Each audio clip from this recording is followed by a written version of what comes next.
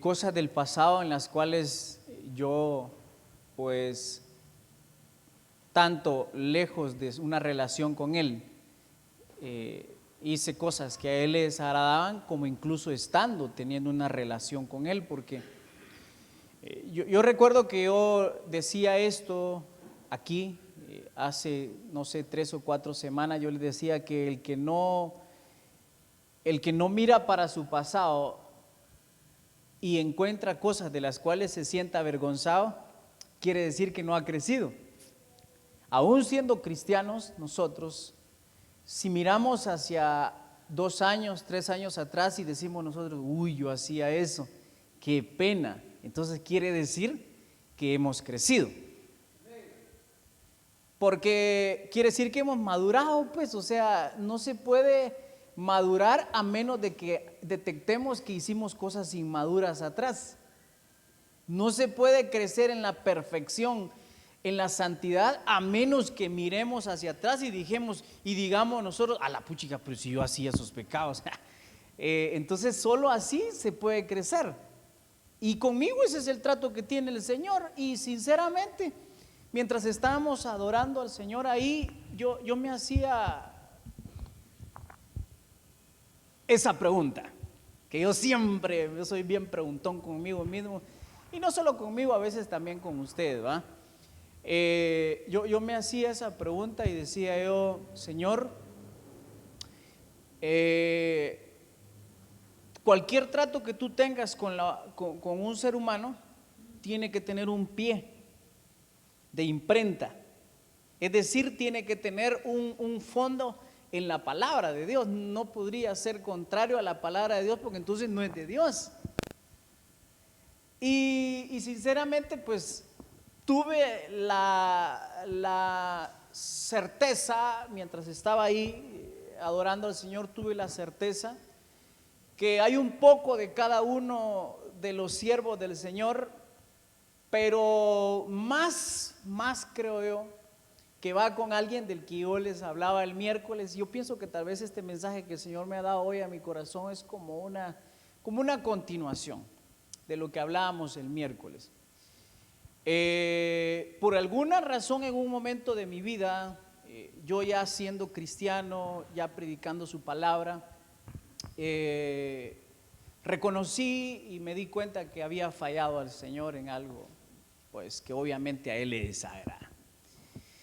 Y el Señor, yo estoy seguro que Él me habló en una profecía como la de hoy, ¿verdad? Solo que ese día yo estaba tan necesitado, pero así, full necesitado de escuchar que Dios iba a estar conmigo de ahí en adelante, porque estaba dudando a tal punto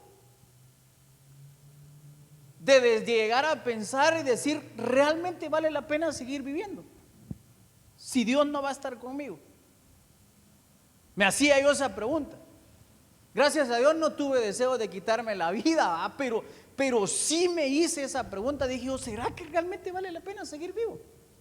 Si Dios me va a abandonar por lo que he hecho. Y entonces ese día se levantó una profecía que sinceramente me dejó ido de este mundo, que decía, hijo mío, así dice el Señor, como restauré a mi siervo David, así te restauraré a ti.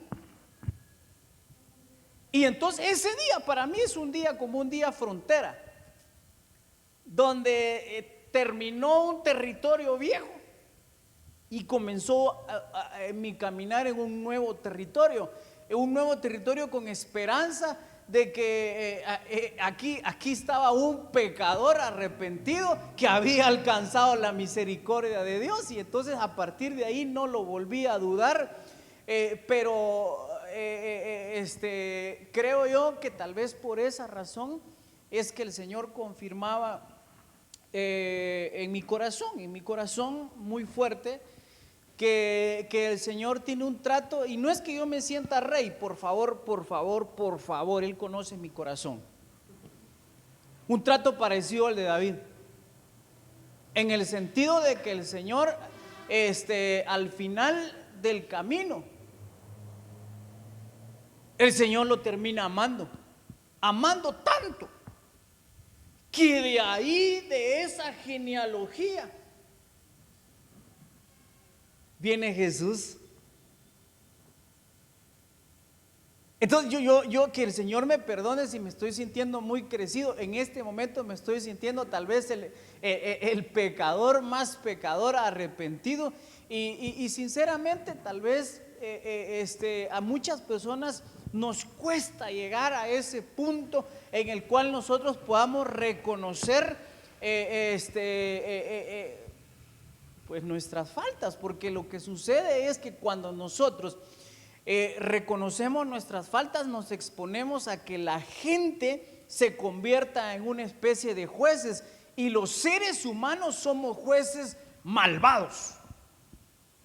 No juzgamos con misericordia, sino que juzgamos con vara de hierro, como dice. Bueno, Jesús va a jugar con vara de hierro. No, juzgamos con machete, con palos, con piedras, con lo que tengamos. Y cuando a nosotros nos quieren juzgar, entonces, ahí sí ya no nos gusta. Por eso es que Jesús le dijo a los que querían apedrear a la mujer: maestro, la encontramos en pleno adulterio, ¿tú qué dices que hagamos? Porque en la ley de Moisés dice que debemos apedrearla. ¿Y tú qué dices? El que esté libre el que se sienta listo para juzgarla, que esté libre, que le tire la primera piedra. Dice la Biblia que de los más viejos hasta los más jóvenes, acusados por su conciencia, se empezaron a ir. Eso quiere decir que los más viejos tienen más pecados, o tenemos más pecados.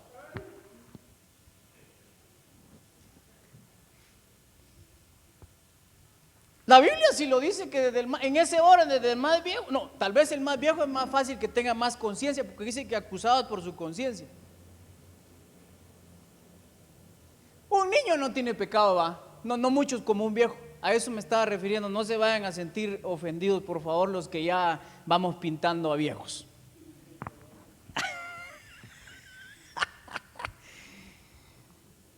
Yo creo que si nosotros nos pusiéramos en esa balanza que el Señor me mostró a mí, ninguno de nosotros saldría libre. Así como cantábamos el miércoles, ¿verdad? Por tus misericordias no hemos sido consumidos. Bueno, pero entonces el tema es, porque si no, no voy a entrar en el tema, y después de aparentar.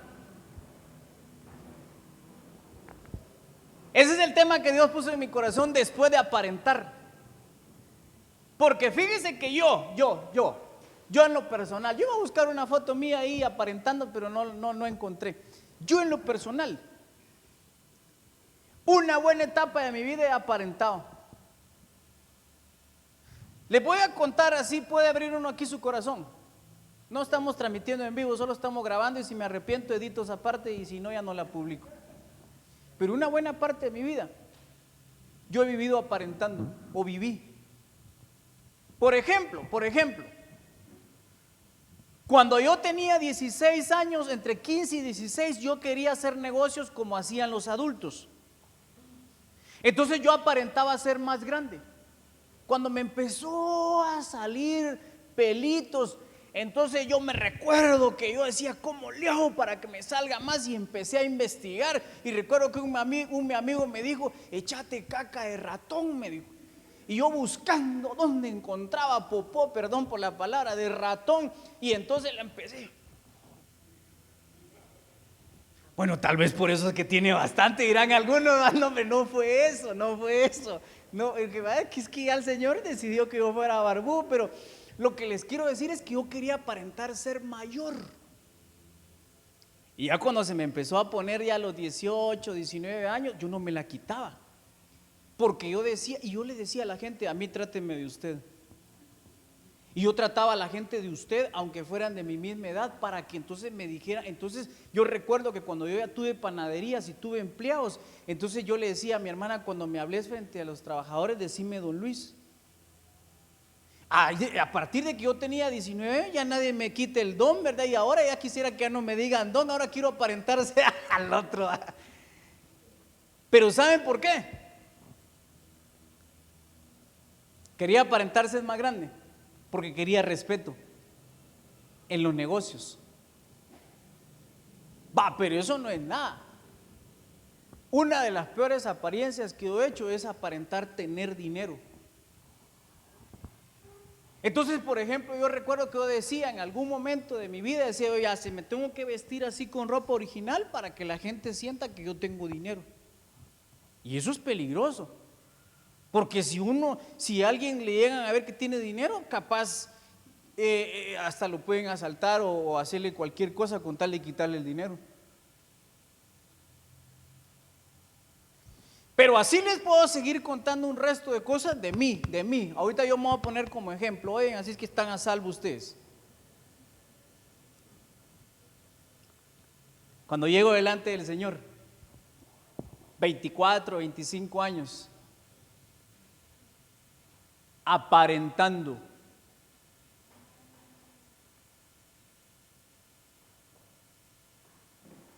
Que el Señor no tenía muchos pecados que perdonarme.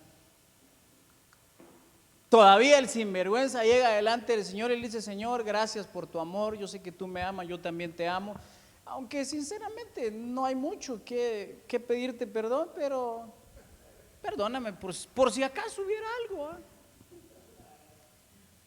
Miren qué altivo. Y así les podría seguir diciendo de que la apariencia es malísima. Es malísima y lamentablemente está en la vida de la mayoría de personas, aunque usted aparente que no. En algo aparenta. A veces a las mujeres, por ejemplo, no les gusta decir su edad. ¿Sabe por qué? Porque ellas quieren aparentarse más jóvenes. Así que hombres, por favor, cuidado y le pregunta la edad a una mujer. Si usted calcula que ya pasa a los 30, no le pregunte porque le juro que la va a hacer sentir mal.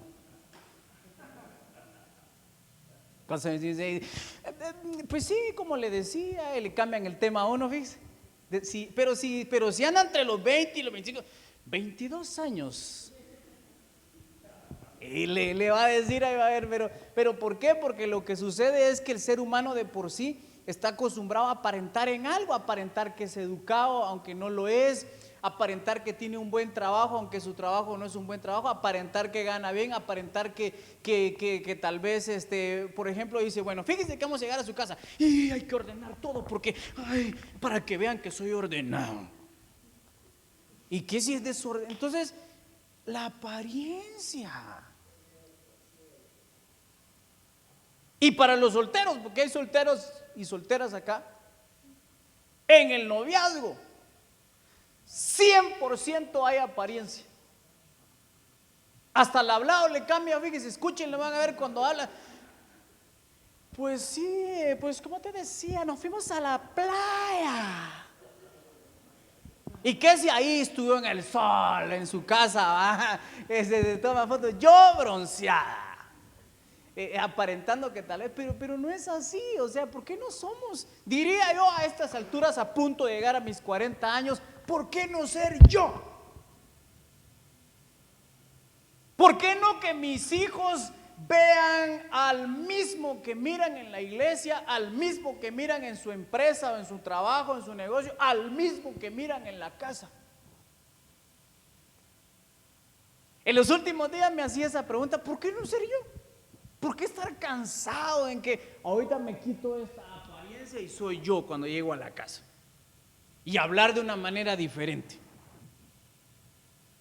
Pero si alguien me escucha frente a mi esposa, pues sí, mi amor, pues como te decía, ¿verdad? ¿Tú qué piensas? Y ya en la casa, vos ya sabes que se hace lo que yo diga. ¿Por qué? Yo me hacía esa pregunta, ¿por qué? ¿Y sabe qué es el único nombre que le encontré a eso? ¿Alguien me ayuda? Hipócrita. Es el único nombre que le encontré. Por eso es que Jesús a los fariseos, hipócrita les decía, se ponían bien bravos porque sabían que era la verdad. Y la verdad muchas veces duele más que la mentira. A veces preferimos que nos digan, ay, usted también que se mira, usted está haciendo ejercicio. Sí, puchis, pero que uno le diga, a usted sí le está creciendo la panza. Entonces, a veces O sea, como le digo, pues a veces prefiere uno que le digan la mentira a que le digan la verdad. La verdad duele. Bueno, pero entonces la apariencia es un gran daño que el diablo siembra y le dice a la persona: no, hombre, que no te conozcan como sos, tené vergüenza, le dice el diablo. Mejor mostrate de otra manera, no seas sinvergüenza, le dice. Y el otro dice: sí, tenés razón, diablito. A partir de aquí que la gente me mire como que si yo soy una persona, aunque yo realmente sea otra. ¿Oíste? Es trato hecho, diablito. Y el diablo bien contento porque entonces lleva doble vida. Y mientras llevemos una doble vida, Satanás nos está gobernando.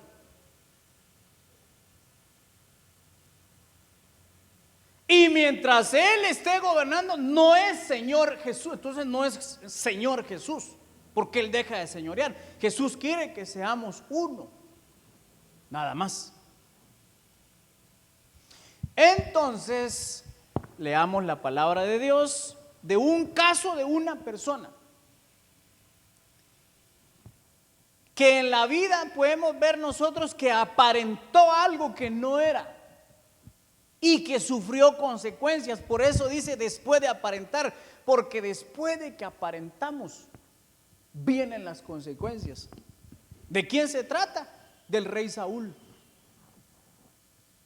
Fíjese que el rey Saúl fue el primer rey que el Señor instituyó sobre Israel. El rey Saúl, en la Biblia se registran dos errores, pecados de desobediencia. El primero de ellos resulta de que Dios lo había mandado a él al frente de una batalla que iba a tener con los filisteos, pero por instrucciones del profeta Samuel, antes de la batalla tenía el profeta Samuel que presentar un sacrificio, un holocausto al Señor. Así lo hacían ya. Y entonces Samuel le dijo: en 7 días voy a llegar, yo presento el sacrificio y le entras a la guerra. Pero lo que sucede es que dice la Biblia, ustedes lo pueden leer en pasajes anteriores del que yo tengo ahí, dice la Biblia, dice que los filisteos eran tan numerosos, más de 30,000 hombres, dice que y los que tenía Saúl eran menos, no recuerdo el cálculo ahorita cuántos eran, pero andaba menos de 10,000 hombres contra 30,000, lo doblaban 3 tantos. Y entonces, y no solo eso, los hombres del rey Saúl se empezaron a desertar. ¿Qué es desertar? A irse. Y dice que los que llegaban con el rey Saúl llegaban temblando. Entonces el rey Saúl dijo: híjole, el profeta no viene, voy a presentar el sacrificio yo. Pero esa no era función de él, la función de él era ir a la guerra. Pero entonces viene y resulta que presenta el sacrificio. Y ya que había presentado el sacrificio, terminando de presentarlo estaba cuando aparece el profeta Samuel.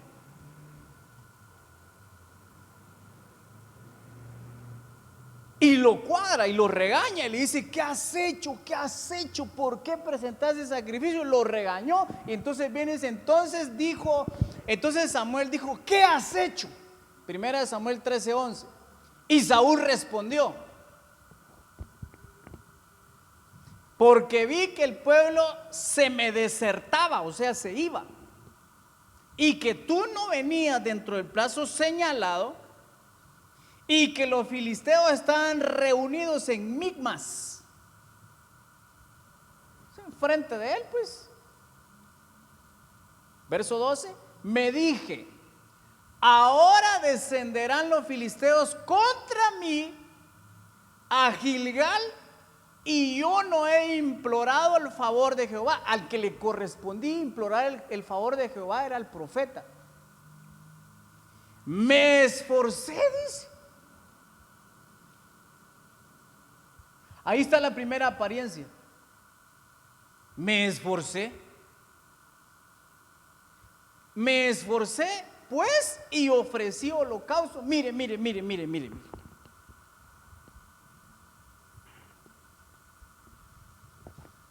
¿Cómo se lo explico? ¿Qué era presentar un holocausto? Era agarrar un animalito o varios animalitos, degollarlos y quemarlos al fuego, presentarlo al Señor, adorar al Señor y pedirle por lo que estaba por hacerse. Sí, sí, los holocaustos también eran para cubrir el pecado, aunque este era un holocausto diferente porque habían diferentes holocaustos. Habían unos que eran por el pecado y unos por la guerra, por la bendición, como dice a él acá, implorando el favor de Jehová para obtener la victoria en la guerra. Ajá, o sea, para que estos 3,000 o estos 4,000 pudieran contra aquellos, pero si Jehová estaba con ellos, entonces el holocausto era como una medida de sacrificio, implorando que Él les diera la victoria, que eso ya se hacía anteriormente, ya el profeta ya lo había hecho, entonces ya la costumbre era que el profeta lo hiciera. Sin embargo, lo que me llamó la atención y esta palabra me esforcé.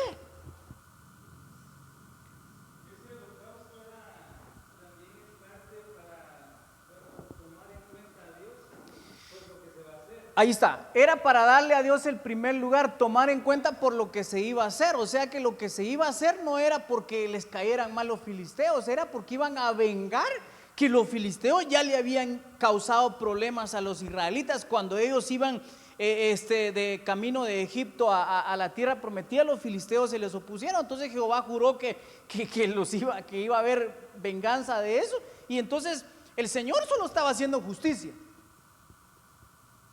Pero bueno, está bien el aporte del pastor, va, excelente. Para eso era, para darle a Dios el primer lugar, y que lo que se iba a hacer no era gusto de hombre, sino que era una obediencia a Dios. Pero lo que me llama la atención es que aquí el rey Saúl dice: me esforcé. Pregunto, yo me hacía esa pregunta mientras yo estudiaba este mensaje: ¿será que Saúl se esforzó en hacer el holocausto? ¿Será que necesitaba esfuerzo para hacerlo? Yo pienso que no, fíjense. Porque él era un hombre ya de guerra, era un hombre de poder. Ofrecer el holocausto, lo que él necesitaba tal vez no era un esfuerzo, no que una decisión que no le correspondía tomar. Entonces él aparenta como que se esforzó, como quien dice: mira, ¿sabes qué? Hice esto, pero me esforcé para hacerlo, ¿viste?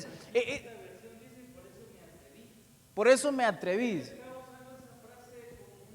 Como una excusa.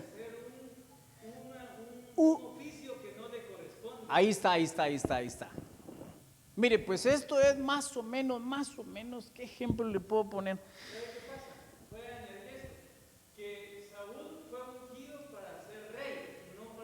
Saúl fue ungido para ser rey, no sacerdote. Y a los sacerdotes les correspondía ofrecer el holocausto, no a los reyes. Perdón, a Samuel le correspondía, no a los reyes, al sacerdote Samuel. Va, perfecto, ahí estamos. Entonces, les voy a poner un ejemplo para que ustedes se den cuenta de la magnitud de la justificación de él. Vamos a suponer que en una empresa hay un gerente general y hay un gerente financiero. El financiero es el que autoriza lo que se compra y lo que no. Y se supone que el gerente general no debería comprar nada a menos que tenga la autorización del de finanzas. Porque el de finanzas es el que sabe si hay dinero o no para comprar. De repente hay una emergencia en comprar algo y el gerente financiero no regresa, no llama, no manda un correo, no un WhatsApp ni nada. Dice gerente general: yo soy el gerente general, firmo eso, que se compre. Y resulta de que no hay dinero. Después de eso rechazan la compra y se vuelve un solo problema. Después de eso dice, pues lo que pasa es que como no venía, entonces, o sea, pero ahí lo que sucede es que en cierta manera, si el gerente dice, es que fíjate que por eso es que me atreví o me esforcé, el gerente general no necesita esforzarse para una situación como esa. Lo único, su esfuerzo tenía que estar basado en esperar.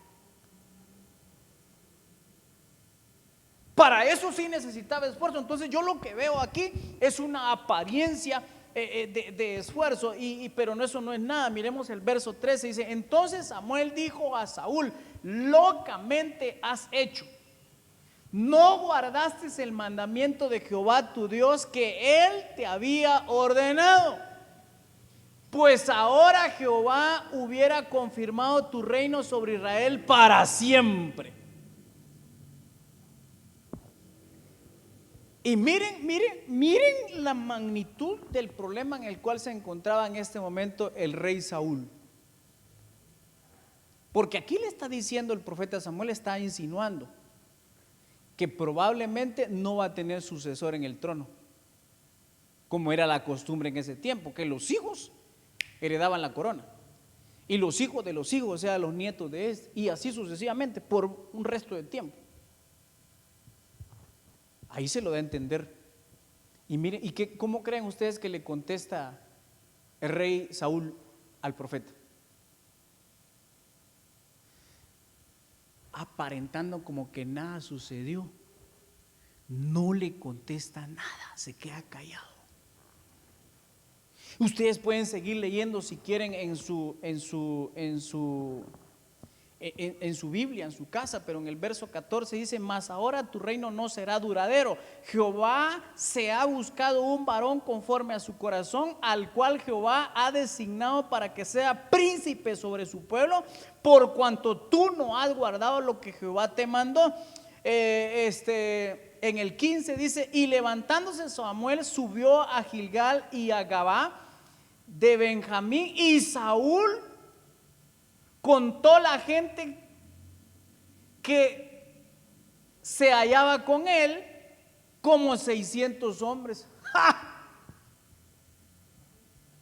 Eran pocos, ya la mayoría había desertado, pero lo que le quiero decir es de que el profeta viene, le llama la atención al rey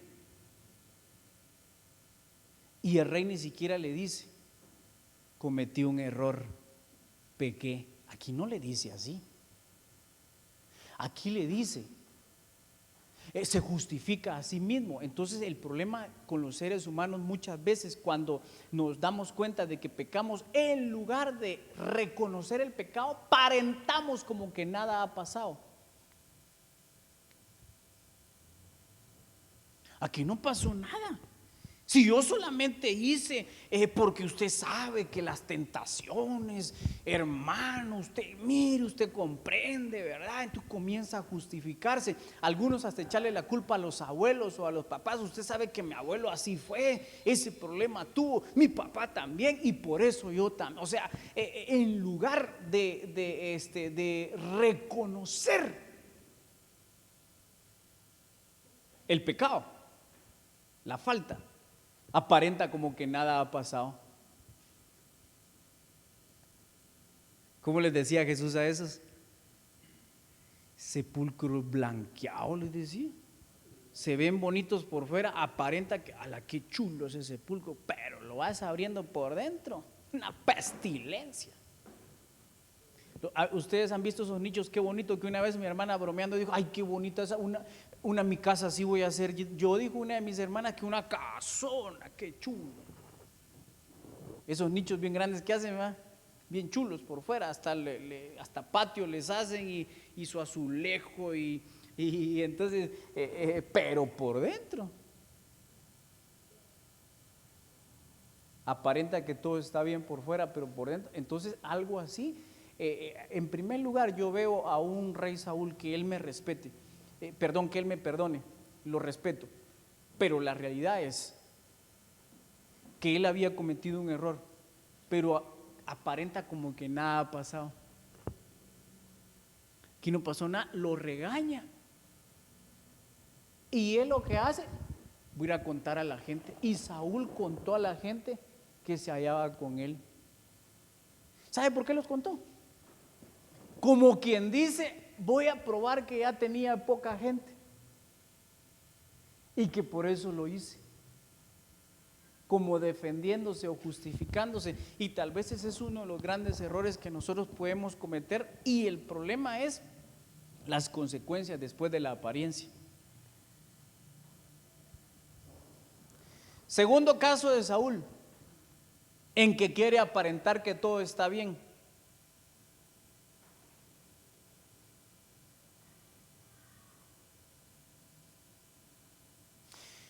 Primera de Samuel 15:24, eso está adelante. Entonces Saúl dijo a Samuel: yo he pecado. Esta vez él ya reconoce que había pecado. Pues he quebrantado el mandamiento de Jehová y tus palabras, porque temí al pueblo y consentí a la voz de ellos. Perdona pues ahora mi pecado.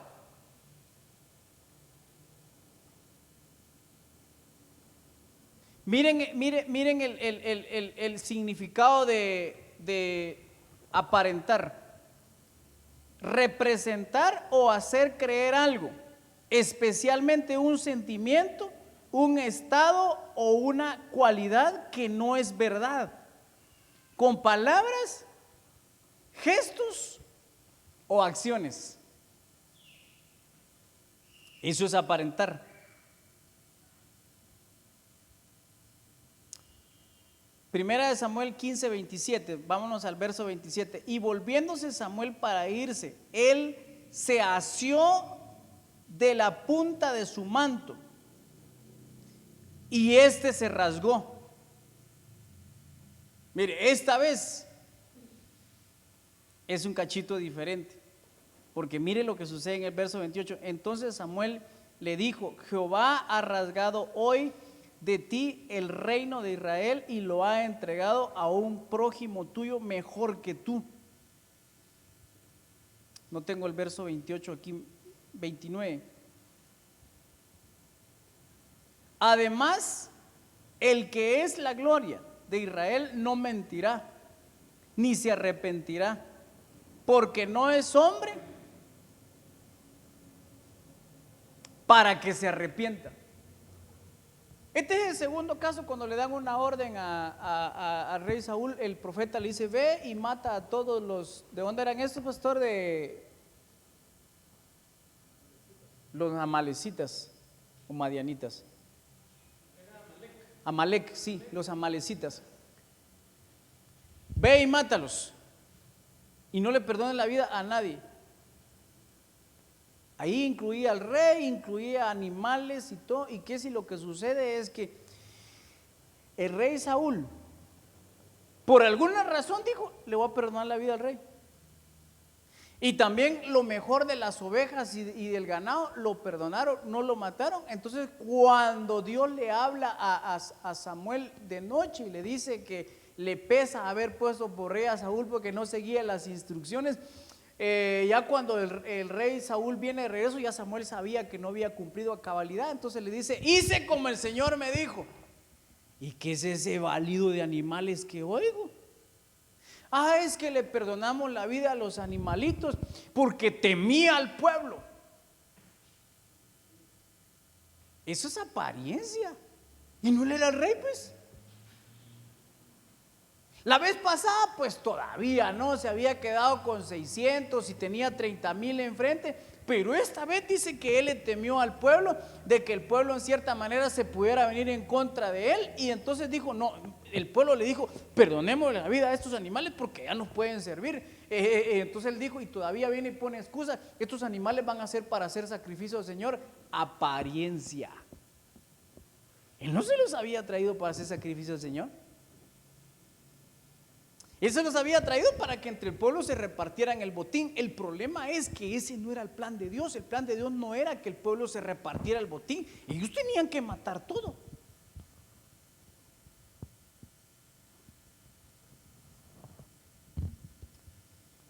Verso 30. Y él dijo, aquí está hablando el rey Saúl. Miren lo que le dice: yo he pecado, pero te ruego me honres delante de los ancianos de mi pueblo y delante de Israel. ¿Cómo se llama eso? Apariencia. O sea, miren pues, lo que pasa es que aquí en este caso el rey Saúl reconoce que pecó, pero no quiere que la gente se dé cuenta. Los ancianos y el pueblo. Le pongo un ejemplo, me voy a poner a mí de ejemplo, por eso les dije, ustedes están a salvo, no voy a usar otras personas. Imagínense que vengo yo, soy sorprendido en un pecado. ¿Y quién me sorprende? El pastor. Y el pastor me dice, mire hermano, fíjese que esto y esto y esto, entonces usted ha desobedecido al Señor en esto, y entonces el Señor me dijo que lo sancionara y que lo siente. Y no sé por cuánto tiempo, ahí va a estar sentado, no va a predicar. Y que venga, yo le dije, ay pastor, pero hágame un favor, hónreme frente a los demás, que no se den cuenta, pastor, los ancianos, los líderes, el pueblo, hónreme, no le diga a nadie, no me siente. ¿Me explico? ¿Sabe cómo se llama eso? Apariencia. Aparentemos entre los demás, pastor. Usted también ha pecado, ¿verdad, pastor? ¿Se recuerda o no se recuerda? Yo no sé nada, pero usted sí sabe. Aquí entre nosotros cubrámonos, hermano. Un logro, eso es apariencia, y eso es bien peligroso, porque eso es lo que le estaba diciendo el rey Saúl a Samuel, como quien dice, no seas así, Samuel, ve conmigo, no me dejes solo, porque el pueblo se va a dar cuenta. O sea que a él le interesaba su prestigio, antes que su prestigio delante de Dios, el prestigio ante el pueblo, ante los ancianos, antes que el prestigio delante de Dios. Y ahí está el gran error. Mientras nosotros queramos honrar, mientras nosotros queramos, agradar a la gente, difícilmente vamos a agradar a Dios. Saúl quiso agradar a la gente, al pueblo, porque se extrajeran eso, y terminó desagradando a Dios. A la mayoría de veces cuando nosotros agradamos a Dios, terminamos desagradando al pueblo. Pruebas, muchas. Cuando Jesús predicó uno de los mensajes más duros, dice que sus discípulos le dijeron, la gente se está yendo porque tu mensaje es demasiado duro, maestro. Y él le dijo, ¿y qué? ¿Y si ustedes se quieren ir? Váyanse también, le dijo. Pregunto, ¿será que ellos estaban considerando irse? Por supuesto, hermano, por supuesto. ¿Por qué Jesús les pregunta si se quieren ir? ¿Acaso Jesús no conocía los pensamientos de ellos? De sus discípulos. Sí los conocía, ellos ya habían pensado, ya habían dicho, muy duro está predicando, yo me voy, y vos, yo también. Entonces por eso que Jesús les dijo, que ustedes se quieren ir, váyanse. Entonces Pedro le dice, ¿a quién iremos si solo tú tienes palabras de vida? Y se quedaron, ninguno se fue. Pero a mí se me hace que lo pensaron. Entonces quiere decir que siempre que usted y yo, escuche bien lo que le voy a decir, siempre que nosotros agrademos a Dios, vamos a desagradar a la gente. Entonces tenemos que tomar una decisión: ¿agrado a la gente o agrado a Dios? Porque a dos no se puede al mismo tiempo. Nadie puede tener dos señores. Sirve a uno y aborrece al otro, o sirve al otro y aborrece a este primero. El problema es que, con todo respeto a los siervos de Cristo de este tiempo, la mayoría está tratando de agradar a la gente. O estamos tratando de agradar a la gente. Hagamos algo pero que le guste a la gente. Busquemos un horario donde la gente le guste, un día donde a la gente le convenga y le guste, y pongamos una alabanza que a la gente le guste, y cantemos las canciones que a la gente le gusta, y entonces todo es que a la gente le guste. Y cuando nos hemos preguntado, hagamos algo que a la gente, a mí qué me importa si le gusta o no, con que le guste a Dios, hagamos solo lo que le gusta a Dios. A ese pobre no le crece, pero con 2 o 3 que logre salvar, ese le va a ir mejor en aquel día, cuando entregue cuentas. Porque de qué sirve que aquí hubieran ahorita, ¿cuántas personas cabrán aquí? Unas 400 personas tal vez, así bien pegaditas, 400 personas, y otras 400 esperando un segundo culto.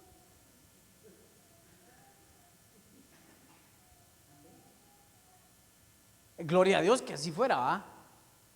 Pero suponiendo que lo que aquí les damos es solamente para que se sientan bien, y que el show y que las luces y que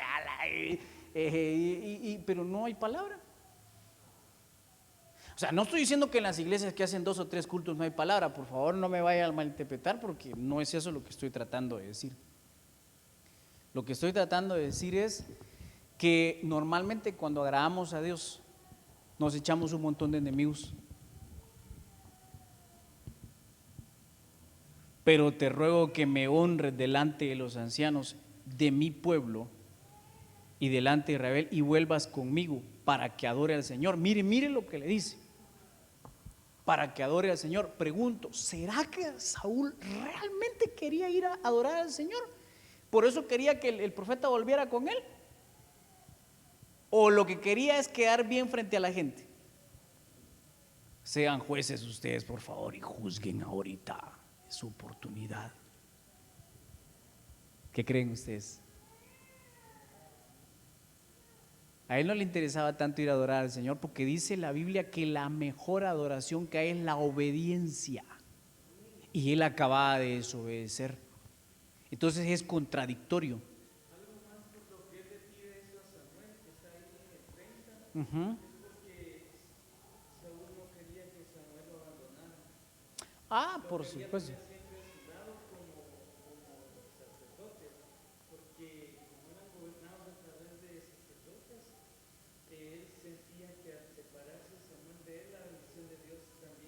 Por supuesto. Por supuesto, así es. Saúl reconocía que si Samuel no estaba con él, la presencia de Dios tampoco iba a seguir con él. Pero miren, ya no me va a dar tiempo a explicarlo, pero tenemos el caso de David. David fue el siguiente rey después de Saúl. Pero David, miren la gran diferencia que hay entre uno y el otro. El primer pecado que se deja ver en la Biblia de David, y digo el primero porque pues tal vez no fue el primero. ¿Y sabe por qué me atrevo a decir? Porque en la Biblia se dejan ver 2 pecados más que todo. Pero David, cuando escribe sus salmos, habla de la multitud de pecados, de mis rebeliones. O sea, tal parece, y a mí se me hace, que hubieron otras cosas tal vez que no se quedaron escritas por alguna razón. Porque cuando uno lee los salmos de David, dice uno, híjole, va, o sea, bueno, pero el punto es que el primer pecado que se deja ver es gravísimo. Resulta de que él prácticamente tiene intimidad sexual con una mujer casada, pero no solo estaba casada con alguien, sino que estaba casada con uno de sus soldados. Y cuando él se entera de eso,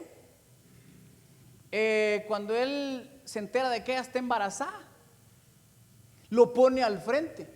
Bueno, primero intenta de que él se vaya a acostar con ella, lo intenta embriagar.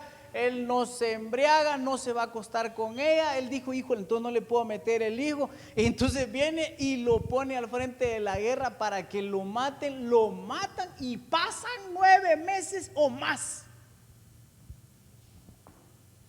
¿Sabe por qué se lo digo? Porque ya el hijo había nacido. Cuando un día se le va apareciendo el profeta Natán, si no mal estoy, y le va diciendo, ¿qué piensas tú, rey, acerca de un hombre que tiene mucho dinero, muchos animales, y viene un viajero, va de viaje y necesita comer, pero el rico viene y le quita la oveja a aquel que solo tiene una, que la había criado entre sus brazos, que es lo único que tiene, como que si fuera su hija, y se la quita para darle de comer al viajero? ¿Qué piensas tú de eso? Ese es un ingrato, ese merece morir. Ese ingrato eres tú, le dice. Dice David, se va a este mundo cuando reconoce y se da cuenta que el pecado que había cometido, y en ese momento dice: he pecado, y se ve el arrepentimiento y no lo intenta ocultar, porque los ancianos lo miraban a él tirado, dice la Biblia, tirado en la tierra llorando por 7 días sin comer. Los ancianos de ese tiempo se dieron cuenta. No dijo él: ay, pero mira, profeta, hónrame con los ancianos. No, a él no le importó, se tiró al suelo a llorar sin querer comer. Al rey David no quiso aparentar. A él lo único que le importó es: he pecado y lo que quiero es alcanzar el perdón del Señor. Y dice la Biblia, ustedes lo pueden leer, dice que él clamó por misericordia para que el niño viviera. El niño no murió, el niño no vivió, se murió. Y bueno, pues después el Señor le dio otro que fue Salomón, y ustedes ya podrán leer despacio la historia. Pero el punto es que en toda la historia y en los salmos, el Salmo 51 o 55, si no mal estoy, un salmo completo donde él viene y dice: mi pecado no te oculté. Y entonces comienza a describir su forma de enfrentar la situación. Salmo 51 es: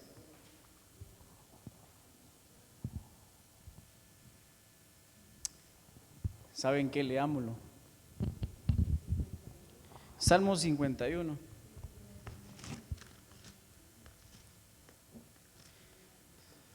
Dice así, ya lo tengo acá. Miren qué bonito. El título dice: arrepentimiento y plegaria después de que se llegó a Betsabé y vino a él Natán el profeta. Así es el título de mi Biblia. O sea, justo después escribe esto y dice: ten piedad de mí, oh Dios, conforme a tus misericordias, conforme a la multitud de tus piedades.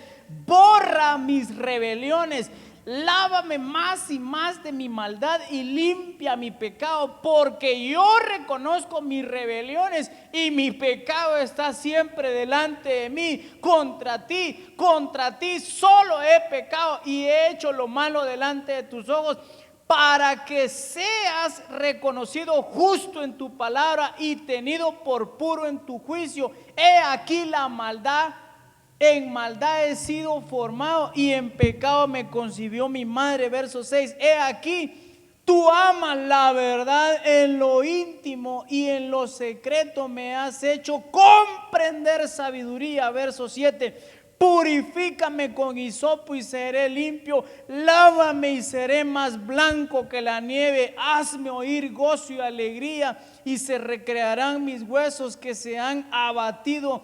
Esconde tu rostro de mis pecados y borra todas mis maldades. Crea en mí, oh Dios, un corazón limpio y renueva un espíritu recto delante de mí. Verso 11, no me eches de delante de ti y no quites de mí tu santo espíritu.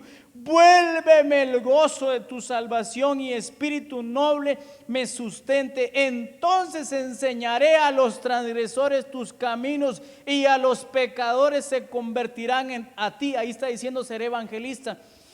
Líbrame de homicidios, oh Dios, Dios de mi salvación. Cantará mi lengua tu justicia. Señor, abre mis labios y publicará mi boca tu alabanza. Porque no quieres sacrificio que yo lo daría, no quieres holocausto. Los sacrificios de Dios son el espíritu quebrantado. Al corazón contrito y humillado no lo despreciarás tú. Oh Dios, haz bien, con tu benevolencia, acción, edifica los muros de gloria. Encontramos a un rey David, que a pesar de que a él antes lo habían alabado, el rey David y hasta le bailaban las mujeres a él. Él no dijo, ¿qué va a pensar el pueblo que lo que yo hice?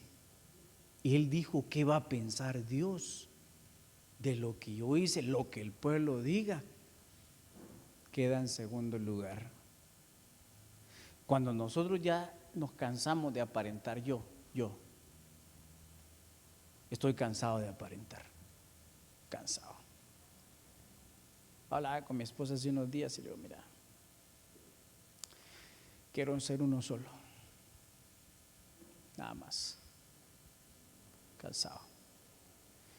Lo más importante es agradar al Señor.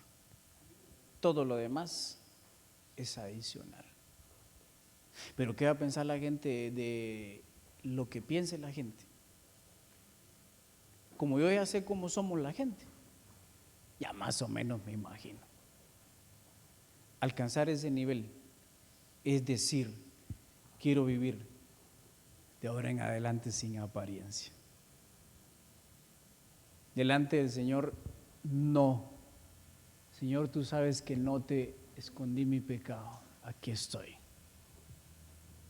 Y tal vez el Señor eso es lo que espera para darnos esa oportunidad que le dio al rey David, que no se la dio a Saúl. Miren la gran diferencia.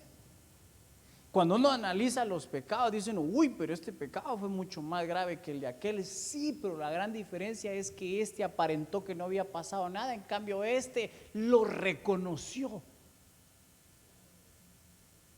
O sea que el tamaño del pecado al final no es tan importante a la par de reconocerlo. O sea que el pecado puede ser chiquitito, una mentirita blanca, dice, porque quiere aparentar que no mintió. Mientras que el otro hace un pecado grande, pues ay Dios, no, he pecado, Padre, perdóname, me perdonas, por favor. ¿Quién creen ustedes que le va mejor? ¿Al de la mentirita blanca o al del ejemplo secundario que estoy poniendo? Al que se arrepiente, al que lo reconoce. Y esta mañana el Señor te está diciendo, a ti y a mí, o a mí y a ti, ¿te apuntas para dejar de aparentar?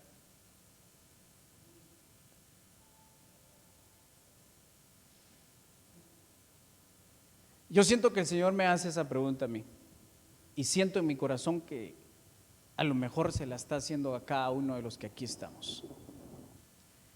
Nos apuntamos para dejar de aparentar que ya lo demás,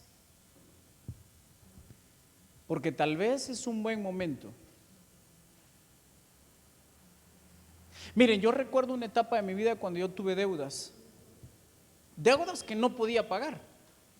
Y una de las cosas que yo aparenté por mucho tiempo es que tenía solvencia. Y yo quería, y cuidado, la gente se va a enterar que tengo deudas, porque ay, ¿qué van a pensar de mí? Y peor si se enteran que estoy atrasado.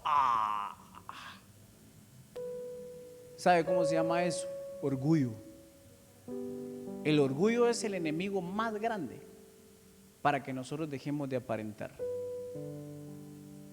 Cuando somos humildes, ya llegamos delante de Dios y de las personas. Mira, esto hice, sé que te ofendí, sé que te fallé, sé que te lastimé y quiero pedirte perdón.